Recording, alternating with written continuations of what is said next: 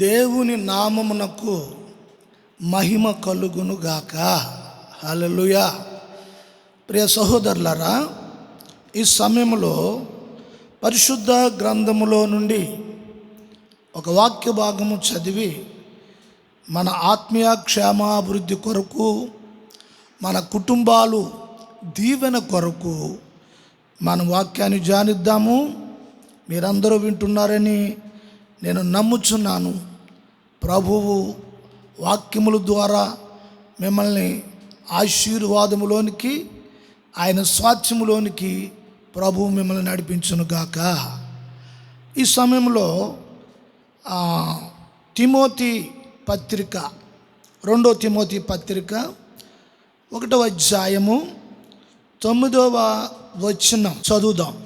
మన క్రియలను బట్టి కాక తన స్వకీయ సంకల్పమును బట్టి అనాది కాలముననే యేసు క్రీస్తునందు మనకు అనుగ్రహింపబడినదియు, క్రీస్తు యేసును మన రక్షకుని ప్రత్యక్షత వలన బయలుపరచబడినది అయిన తన కృపను బట్టి మనలను రక్షించి పరిశుద్ధమైన పిలుపుతో ఆయన మనలను పిలిచెను.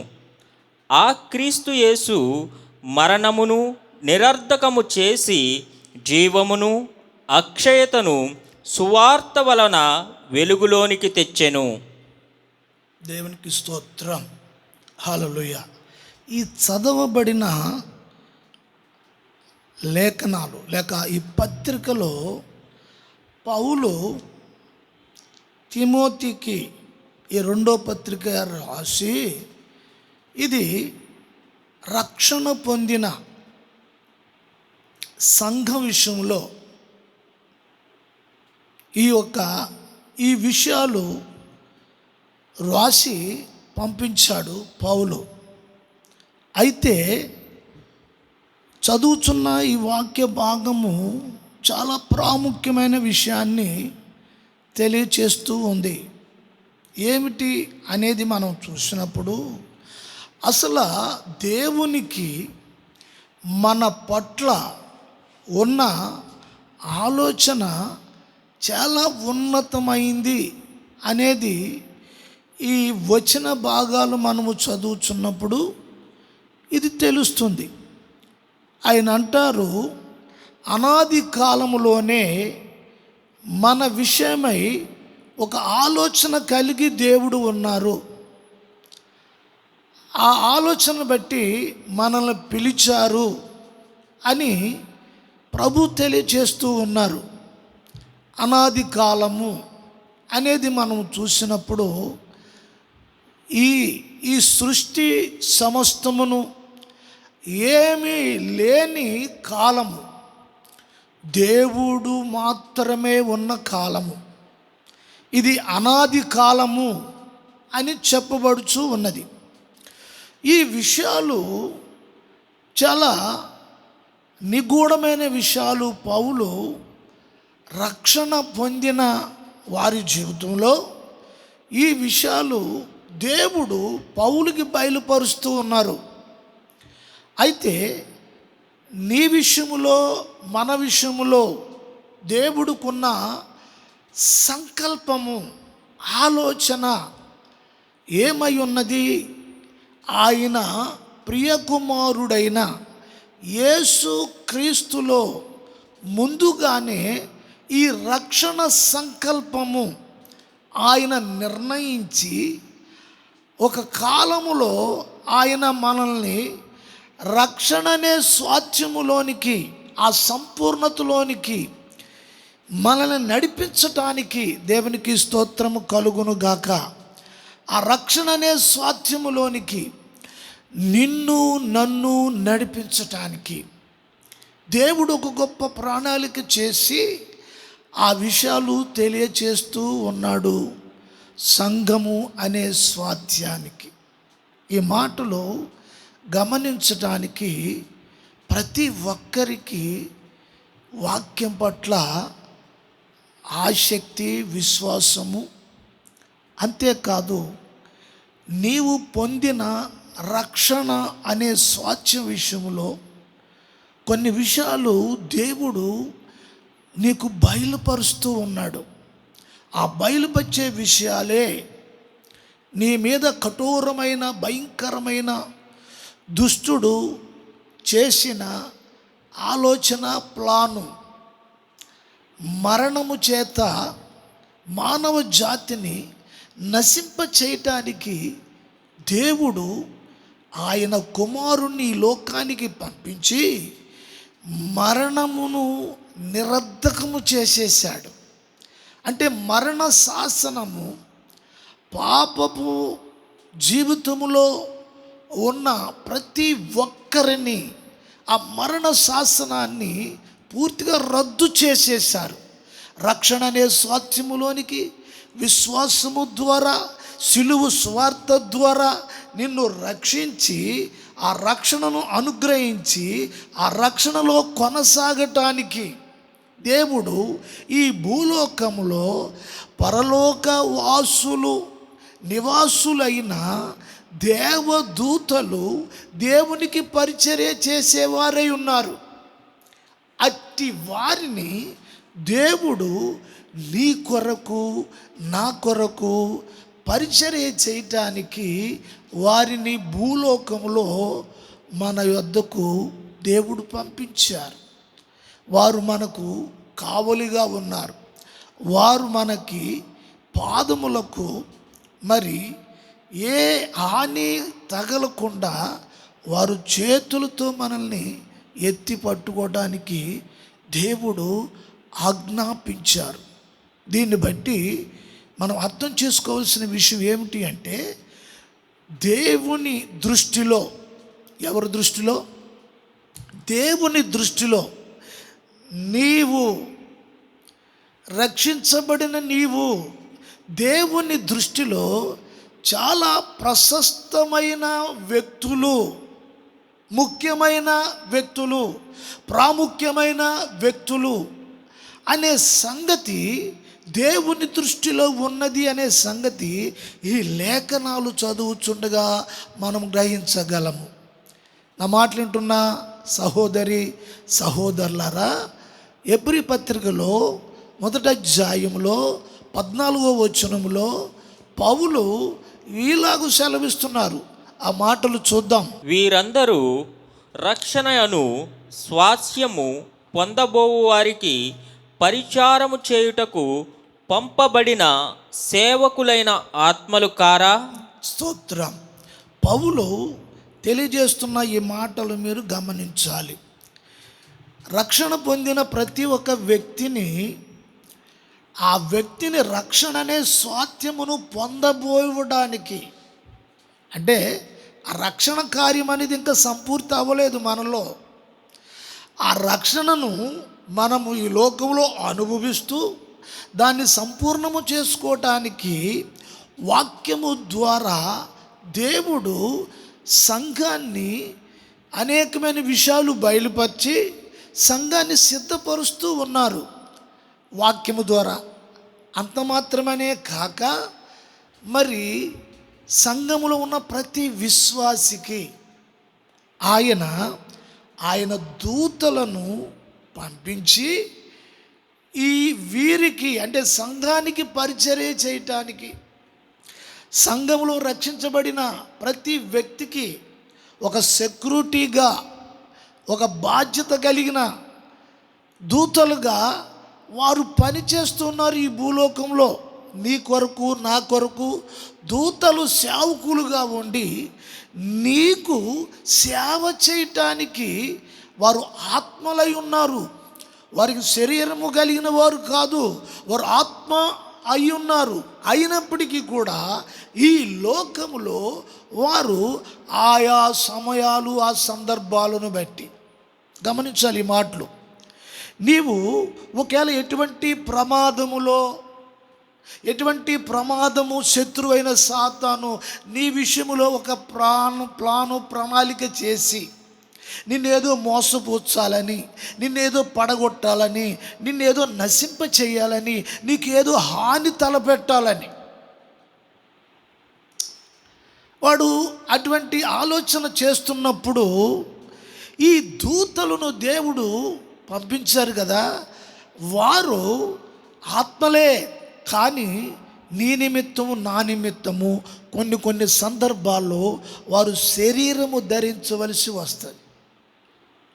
మనుషుల్లాగా, లేకపోతే ఒక వృద్ధుడులాగా, లేకపోతే ఒక గొప్ప వ్యక్తిలాగా, లేకపోతే ఒక చాలా దీనమైన వ్యక్తిగా. కారణం ఏంటంటే విశ్వాసములో దేవునితో ఒక సస్య సంబంధము, పరిశుద్ధాత్మ అనుభవము లేని వ్యక్తులుగా ఉన్నప్పుడు దేవుడు చేసే సహాయాలను, దేవుడు ఇచ్చే కాపుదలను గుర్తించలేరు. చాలామంది గుర్తించలేరు.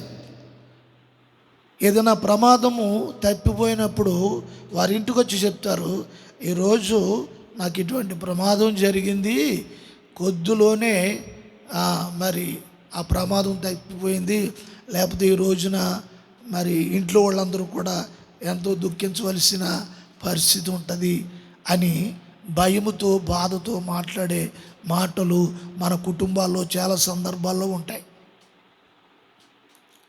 ఎవరూ తప్పించటం కాదు, కొద్దిలో తప్పిపోవటం కాదు. దేవునికి స్తోత్రం. ఆ సమయంలోనే దూతలు నిన్ను లాగేసి నీ పక్కకి నీకు కావులుగా ఉన్నాయి, నీకు కాపుదలుగా ఉన్నాయి. దేవునికి స్తోత్రము కలుగును గాక. ఈ రోజున రక్షణ పొందిన వ్యక్తులకి ఎటువంటి మరి కాపుదల, ఎటువంటి కావలి దేవుడు కాస్తున్నాడో గమనించాలి. ఇవాళ రాజకీయ నాయకులకి ఉండే సెక్యూరిటీ గార్డ్స్ ఉంటారు, గన్మెన్స్ ఉంటారు, ఇంకా మంది మార్బలం ఎంతో ఉంటుంది. వారందరూ మనుషులే. కానీ నీ విషయంలో, సంఘ విషయంలో, నా విషయంలో, మన విషయంలో దేవుడు తన దూతలు పరిచారకులుగా ఉండులాగున దేవుడు చేశారు. దేవునికి స్తోత్రం. కొన్ని సందర్భాల్లో దుఃఖించి మనసు వికలమైపోయి కొన్ని పరిస్థితులు, చెప్పుకోలేని పరిస్థితుల్లో, పిల్లల విషయంలో, కుటుంబ విషయంలో, మరి ఉద్యోగ విషయంలో అయినా సరే కొన్ని పరిస్థితుల్లో మరి బాధను అనిపించే సందర్భాలు ఎన్నో ఉంటాయి. అటువంటి సందర్భాల్లో ఒక విషయం నేను చెప్తాను, మీరు బాగా గమనించాలి. ఒంటరిగా ఉండి నేనే ఈ పరిస్థితులన్నీ భరాయిస్తున్నాను, ఒంటరిగా ఉండి ఇదంతా నేనే భరిస్తున్నాను, ఇవన్నీ నేనే చూచుకుంటూ ఉన్నాను, ఇవన్నీ కూడా ఒంటరిగా ఉండి నేనే ఈ పరిస్థితులన్నీ కూడా చేసుకోవాల్సి వస్తుంది. నా బాధ వినేవారు కానీ, నన్ను చూసేవారు కానీ, నన్ను అర్థం చేసుకునేవారు కానీ, నాకు సహకరించేవారు కానీ, నాకు సహాయం చేసేవారు కానీ ఎవ్వరు లేరు అని నీవు అనుకోకూడదు. స్తోత్రం. అనుకోకూడదు. ఎందుకంటే నీవు ఒంటరివి కావు. వాక్యం చెప్తుంది, నీవు ఒంటరివి కావు. అరణ్యములో ప్రయాణం చేసిన, లేకపోతే రహదారిలో ప్రయాణం చేసిన, బస్సులో ప్రయాణం చేసిన, ఒకవేళ ఫ్లైట్లో ప్రయాణం చేసిన, లేక ట్రైన్లో ప్రయాణం చేసిన, ఒక్కదానివే కానీ, ఒక్కడవే కానీ నువ్వు ప్రయాణము చేసిన ఆ ప్రయాణములో నీతో కూడా వారు ఉంటారు. దేవుని స్తోత్రం చెప్దామా? వారు ఉంటారు. అందుకని ఒంటరివి అనే ఫీలింగు నీకు ఉండకూడదు. ఎందుచేతంటే దేవుని దృష్టిలో నీవు చాలా ప్రాముఖ్యమైన వ్యక్తివి, చాలా ప్రాముఖ్యమైన వ్యక్తివి. దేవునికి స్తోత్రం. ఎంతోమంది సెలబ్రిటీస్ ఉంటారు, వాళ్ళు ఈ లోకంలో మరి గొప్ప గొప్ప పేర్లు పొందిన వారు ఉంటారు. వారందరూ పోస్టర్స్ ఉంటాయి, బ్యానర్స్ ఉంటాయి, కట్అవుట్స్ ఉంటాయి, మరి న్యూస్ పేపర్లో వారి పేరు ఉంటుంది, ఇలా ఎన్నో ఉంటాయి. వాళ్ళ గురించి గొప్పతనాలు ఉంటాయి, గొప్ప విషయాలు ఉంటాయి. అయితే అటువంటి వారి గురించి కాదు కానీ ఇక్కడ చెప్పబడుచున్నది, ఆయన రక్తము చేత,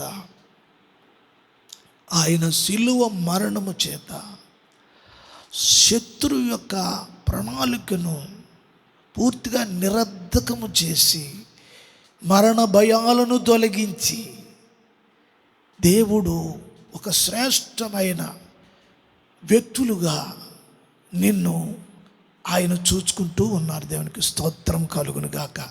ఈ వచనాలతో మరొక వచనం కూడా మనము చదువుదాము. యెషయా గ్రంథము 63వ అధ్యాయము 11 నుండి 13 వచనం వరకు కూడా చదువుదాం. అప్పుడు ఆయన పూర్వ దినములను మోషేను తన జనులను జ్ఞాపకము చేసుకొనమనెను.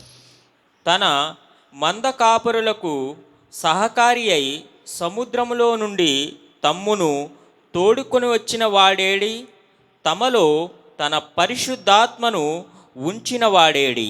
మోషే కుడి చేతి వైపున మహిమగల తన బాహువును పోనిచ్చిన వాడేడి, తనకు శాశ్వతమైన ప్రఖ్యాతి కలుగజేసుకొనుటకు వారి ముందర నీళ్లను విభజించిన వాడేడి.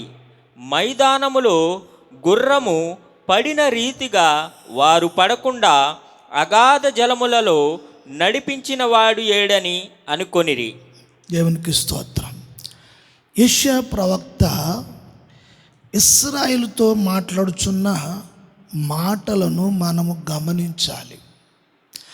ఐగుప్తు నుండి ఇశ్రాయేలును మోషే అరణ్యము గుండగా నడిపించి తీసుకుని వచ్చారు. ఎర్ర సముద్రములో వారు నడుచుకుంటూ వచ్చారు మోషే యొక్క నాయకత్వంలో. ఇక్కడ ఒక విషయాన్ని యెషయా మాట్లాడుతున్నారు. అక్కడ కాపర్లు ఉన్నారు, సహకాపర్లు ఉన్నారు, దైవజనుడు మోషే ఉన్నారు ప్రజలతో. అయితే మోషే కుడి ప్రక్కన, బాగా గమనించవలసిన విషయం, మోషే కుడి ప్రక్కన ఆయన బాహువు చాపారట. గమనించాలి ఈ మాట. మోషే కుడి పక్కన ఆయన బాహు చాపారట, ఆయన బాహువులు చాపారట. ఆ మాట చూద్దాం. మోషే కుడి చేతి వైపున, మోషే కుడి చేతి వైపున మహిమగల తన బాహువును, మహిమగల దేవుని బాహువును పోనిచ్చిన వాడేడి. దేవునికి స్తోత్రం. చూడండి, దేవుని కుడి హస్తము మోషే కుడి వైపున చాచబడి ఉన్నది. ప్రవక్త ఆత్మతో ఈ విషయాలను ఇశ్రాయేలు కూడా వచ్చినది ఎవరు? అరణ్యములో వారిని నడిపించింది ఎవరు? ఎర్ర సముద్రములో మార్గము కలుగు చేసి ఆరిన నేలగా చేసి వారికి పాదములకు నొప్పి తగలకుండా, దేవుడే వారి పాదములకు నొప్పి తగలకుండా అక్కడ ఆ సముద్రపు మార్గములో వారు పాదముల క్రింద చేతులు పెట్టి వారిని యువతలకు దాటించారు. దేవునికి స్తోత్రం. హల్లెలూయ. పాత నిబంధన కాలంలో యేసు ప్రభు కొరకు వాడిన ఒక మాట ఉంది. ఏమిటి అంటే, మోషే కాలంలో ఒక దూతగా ప్రభు అయిన యేసు క్రీస్తు పనిచేశారు. మోషే కూడా యేసు ప్రభు ఉన్నారు. యెషయా అంటున్నాడు యేసు ప్రభుని, ఆయనకి పెట్టిన పేరు ఏంటంటే యెహోవా బాహు, దేవుని బాహువు. యేసు ప్రభుకి పేరు, బిరుదు. ఆ బాహు చాపబడి ఉన్నది. కనిపించేది మోషే అయినా ప్రజలు కూడా ఉండి ప్రజల్ని ఆ సముద్ర మార్గములో నుండి ఆయన చేతులు పెట్టి కాపాడుకుంటూ ప్రజలను తోడుకుని వచ్చారు. దేవునికి స్తోత్రము కలుగునుగాక. హల్లెలూయా. అంటే ఆయన ఎప్పుడూ కూడా ఆయన స్వాస్థ్యమైన ప్రజలను, ఆయన సంఘమును, ఆయన జనాంగమును, ఆయన బిడ్డలను ఎప్పుడు విడిచి ఉండేవాడు కాదు. దూతగా పనిచేశాడు, దేవదూతలకి పరిచర్య అప్పగించాడు, తన సంఘానికి పరిచర్య చేయటానికి, కావలి ఉండటానికి, వారు పరిచర్య చేయాలి. సంఘ బిడ్డలందరికీ, నీకు నాకు వాక్యాన్ని అనుసరించి విశ్వాసముతో, దేవుని ఆత్మతో, పవిత్రమైన ఆలోచనలతో, పవిత్రమైన ఉద్దేశాలతో బ్రతుకుతున్న ప్రతి వారిని అనుక్షణము కాపాడడానికి రాత్రి పగళ్ళు ప్రతి విషయములో కూడా దేవుడు కావలి ఉంచాడు దూతలను. ఎంత శ్రేష్టమైన వాక్కులు నీ పట్ల దేవుడు కలిగి ఉన్నాడు. ఒంటరి దాన్ని అని, ఒంటరి వాడిని, నా కుటుంబం ఒంటరిదని, నా పిల్లలు ఒంటరి వారని, ఎవరు పట్టించుకోవట్లేదని, ఎవరు కూడా పిలవట్లేదని, ఎవరు లెక్క చేయట్లేదని, ఎవరు గౌరవించట్లేదని, ఎవరు మమ్మల్ని ఒక మనుషులుగా కూడా చూడట్లేదని అనుకోవలసిన అవసరము ఎంత మాత్రమూ లేదు. నీ ప్రభువు నిన్ను చాలా ఒక ప్రాముఖ్యమైన వ్యక్తిగా చూచి, ఈ లేఖనాలను మనం చదివి పరిశీలిస్తుంటే, ఈ వాక్కులు మీరు వింటున్నప్పుడు మీకు అర్థం అవ్వడానికి, గ్రహించటానికి ఒక మంచి మనసుంటే చాలు, ఒక సరైన మనస్సాక్షి ఉంటే చాలు.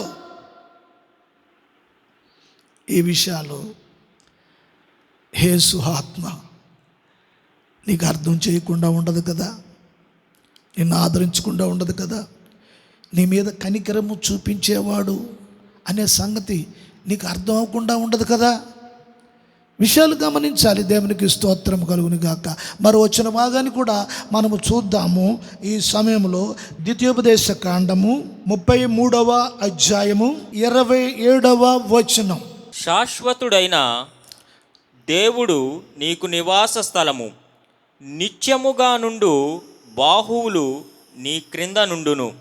ఆయన నీ ఎదుట నుండి శత్రువును వెళ్ళగొట్టి నశింపజేయమనెను. స్తోత్రం. మోషే ఏమంటున్నారో తెలుసండి. మోషే అంటున్నాడు, శాశ్వతుడైన దేవుడు నీకు నిత్య నివాసముగా ఉంటూ ఉన్నాడు. నీకు నివాసము ఆయనే. కొంతమంది అంటారు, ఏమండి మాకు ఇల్లు లేదండి అంటారు, మాకు ఇల్లు లేదండి, మాకు ఏమీ లేదండి అని అంటూ ఉంటారు. కానీ నీ విశ్వాస జీవితంలో, నీ ఆధ్యాత్మికమైన జీవితంలో ఆయనే నీకు నివాస స్థలము, ఆయనే నీకు నివాస స్థలము. ఈ 27వ వచనము మనము చూచినప్పుడు, శాశ్వతుడైన దేవుడు నీకు నివాస స్థలము, నిత్యముగా నుండు బాహువులు నీ క్రింద నుండును. చాలు. ఇక్కడ చూడండి, శాశ్వతుడైన దేవుడు నీకు నివాస స్థలముగా ఉన్నాడు. మరొక మాట ఏమిటి అంటే, నిత్యము ఉండు బాహువులు నీ క్రింద నుండెను అని చెప్పబడుచున్నది మాట.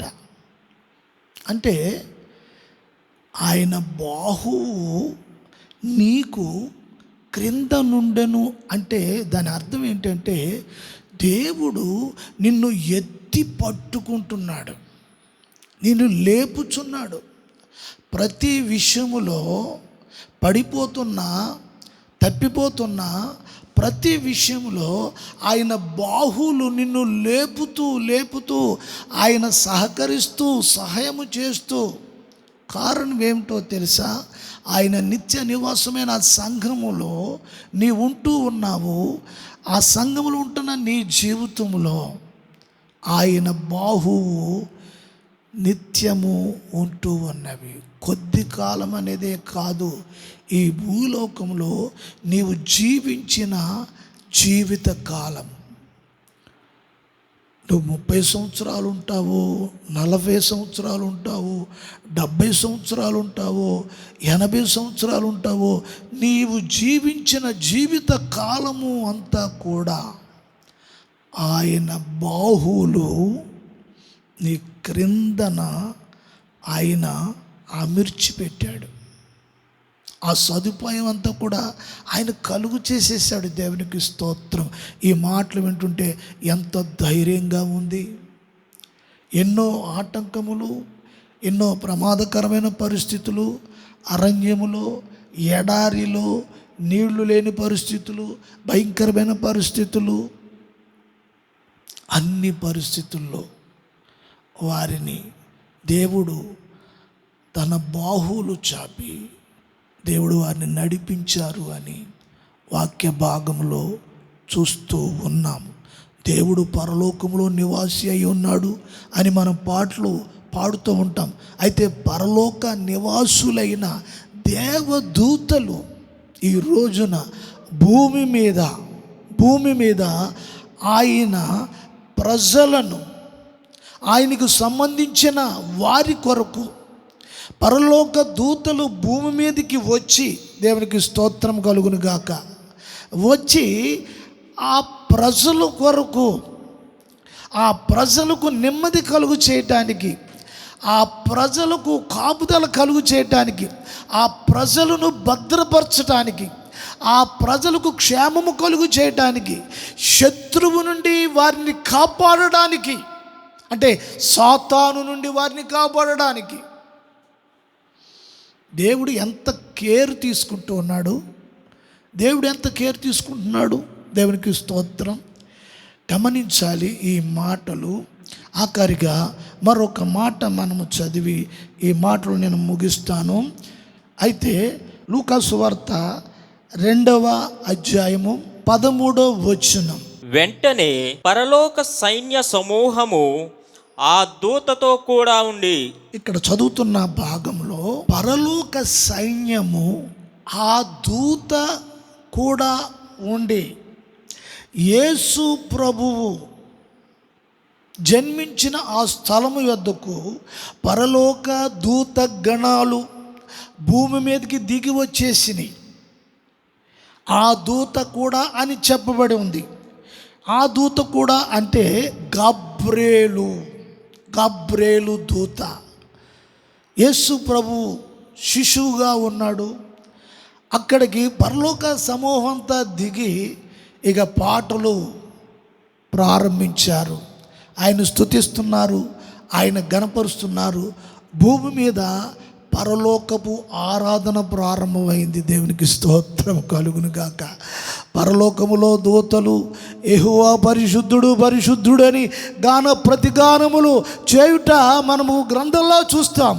కానీ భూలోకంలో కూడా దూతలు గణాలు దిగి వచ్చి ఆ రక్షకుడు, ఆ విమోచకుడు, ఆ పాప రహితుడు ఆయన వద్ద నిలిచి ఆ దూతగణాలన్నీ కూడా భూమి మీద తనకిష్టులైన వారికి భూమి మీద సమాధానము అని పాటలు పాడుచున్నారు. నీ జీవితంలో ఆయనకిష్టులుగా జీవించేవారికి, సంఘంలో ఆయనకిష్టులుగా జీవించేవారికి దేవుడు ఆయన దూతలను పంపించి నీకు క్షేమము కలుగు చేసేవాడు. నువ్వు నడుస్తున్న మార్గంలో, వెళుతున్న రహదారిలో, నీ ఇంటిలో, దూర ప్రయాణములో, రాకపోకల్లో ఉన్న పరిస్థితుల్లో నీ బిడ్డలు ఎక్కడో చదువుతూ ఉంటారు, నువ్వు ఎక్కడో ఉంటావు, భర్త ఎక్కడో ఉంటారు, భార్య ఎక్కడో ఉంటారు. ఎన్నో రకాలుగా పరిస్థితులు కొంచెం డిఫరెంట్గా ఉంటాయి. ఆ పరిస్థితులు ఉన్నను నీ భార్యకు దేవుడు తోడుగా ఉంటాడు. అదేవిధంగా నీ భర్తకు తోడుగా ఉంటారు. నీ పిల్లల యవ్వనస్తుల జీవితాలకు దేవుడు ఆయన తోడుగా కావలి ఉంచి వారిని కాపాడేవాడు. దేవునికి స్తోత్రం. నీ పిల్లలు ఒంటరి వారు కాదు. నీ భార్య ఒంటరి కాదు. నీ భర్త ఒంటరి కాదు. నీవు ఒంటరి కాదు. ఆయన దూతలు కావలా ఉన్నారు, ఆయన తోడుగా ఉంచాడు. నీ విషయంలో ఎంతో బాధ్యత ప్రభువు వహిస్తూ ఉన్నారు. దేవునికి స్తోత్రాలు. మరి ఇంకా నీ జీవితంలో ఈ పరిస్థితులను, ఆయన కాపుదలను నువ్వు గుర్తించలేని ఒకవేళ ఆ పరిస్థితుల్లో ఉంటే ఈ వాక్యాల ద్వారా ప్రభువును బట్టి నువ్వు కృతజ్ఞత కలిగి ఉండాలి. నీవు కృతజ్ఞత కలిగి ఉండాలి. నీ జీవితంలో ఆ కాపుదలను అనుభవిస్తున్న సమయంలో ఎదుటివారికి నువ్వు ఒక సాక్షిగా ఉండాలి. నా దేవుడు నన్ను కాపాడుచూ ఉన్నాడు, నా దేవుడు నన్ను నడిపిస్తూ ఉన్నాడు, నా దేవుడు నా కుటుంబాన్ని భద్రపరుస్తూ ఉన్నాడు, నా కుటుంబాన్ని దేవుడు ప్రమాదం నుంచి తప్పిస్తూ ఉన్నాడు, అగ్ని ప్రమాదం నుంచి తప్పిస్తూ ఉన్నాడు, ప్రమాదాల నుంచి తప్పిస్తూ ఉన్నాడు, ప్రయాణంలో జరుగుతున్న ప్రమాదాల నుంచి తప్పిస్తూ ఉన్నాడు, పని చేసే చోట్ల ప్రమాదం నుంచి తప్పిస్తూ ఉన్నాడు. నా దేవుడు నాకు తోడుగా ఉన్నాడు అని చెప్పే ఒక స్వచ్ఛమైన మనస్సు నీకు ఉండాలి. నీకు ఇచ్చిన ఆయుష్ కాలంలో 24 గంటలు ఆయుష్ కాలంలో ఆ 24 గంటలు ఆయన కాపుదల నీకు ఉంది. ఆయన కాపుదల నీ జీవితాలకు ఉంది. దేవునికి స్తోత్రం.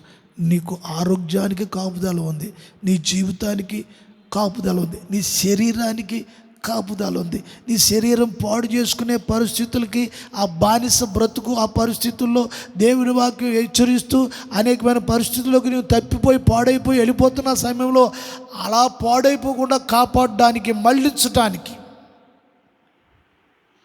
దూతగణం నీ కొరకు పరిచర్య చేస్తూ ఉంది. దేవునికి స్తోత్రం కలుగును గాక. నీవు ఒంటరి వారవు కాదు కాదు కాదు. పరిశుద్ధాత్మ దేవుడు నీ జీవితాన్ని బలపరిచి నీ కుటుంబాన్ని ఆశీర్వదించాలని నేను ప్రార్థన చేస్తాను. ప్రార్థన. మహాపరిశుద్ధుడా, మహోన్నతుడా, మా రక్షక యేసయ్య, మీ నామమును బట్టి మీకే మహిమ చెల్లిస్తున్నాము. ఇంతవరకు నీ వాక్య భాగమును బట్టి నా బ్రతుకుల్లో ఒంటరి వాణ్ణి అని అనుకున్నాను. కానీ వాక్యము ద్వారా మీరు మాట్లాడుతూ ఉన్నారు. నేను ఒంటరి వాణ్ణి కాదు అని, ఒంటరి దానిని కాదు అని, నాతో పరిచర్య చేయటానికి అయ్యా ఎన్నిక లేని మా కొరకు మీ దూతలను మాకు కావలిగా ఉంచారని ఈ సంగతులు వింటున్న సమయంలో ఎంతో ధైర్యము నీ వాక్యము కలుగు చేస్తున్నది. ప్రభువా, మీకు స్తోత్రాలు. ఆ విధంగా బిడ్డలను తండ్రి మీరు ధైర్యపరిచి, విశ్వాసములో స్థిరపరిచి, అంతం వరకు ధైర్యముతో నమ్మకంతో మీరు నడిపించమని యేసు నామమున వేడుకొనుచున్నాము మా పరమ తండ్రి. ఆమేన్.